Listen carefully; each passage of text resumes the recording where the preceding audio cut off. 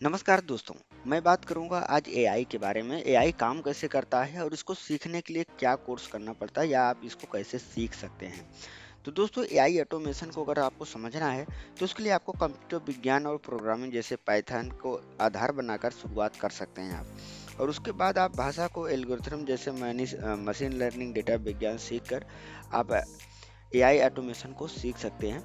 लेकिन अगर हम इसके कोर्स की बात करें तो कोर्स में आपको एआई कोर्स को अगर आप हम बात करें तो इसमें कई सब्जेक्ट इंक्लूड हो सकते हैं जैसे मशीन लर्निंग, डीप लर्निंग, प्राकृतिक भाषा संस्करण, कंप्यूटर विजन और भी कई चीज़ें हैं जैसे कि रोबोटिक्स और डेटा एनालिटिक्स जैसे सब्जेक्ट को भी हमें पढ़ना पड़ेगा। उसके बाद ही हम बेहतर तरीके से इसको समझ सकते हैं। हमने यहाँ से एआई की रिसर्च लेकर ही रिसर्च करके आपको बता रहा हूँ।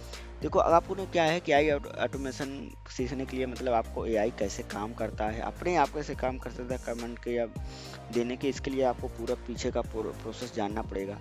और यही प्रोसेस जानने के लिए ही आपको ये सब पढ़ना पड़ेगा।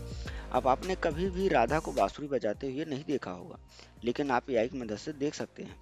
जैसे यहाँ पे मैंने लिखा है राधा प्लेइंग फ्लूट इन फॉरेस्ट, तो राधा जी की तस्वीर आ गई फॉरेस्ट में बजाते हुए, जंगल में। और भी अगर आप बात करें तो यहाँ पे ये सब चीज़ें आपको देख सकते हैं।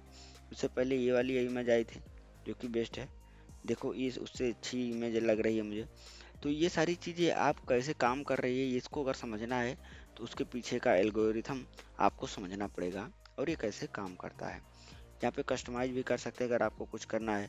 तो ये सारी चीज़ें आप एआई की मदद से जो कर रहे हैं आपके काम को आसान बना रहा है। और आपको जो है सीखना है तो ये सारे कोर्स आपको पढ़ना पड़ेगा उसके बाद ही, क्योंकि ये एडवांस लेवल की चीज़ें हैं।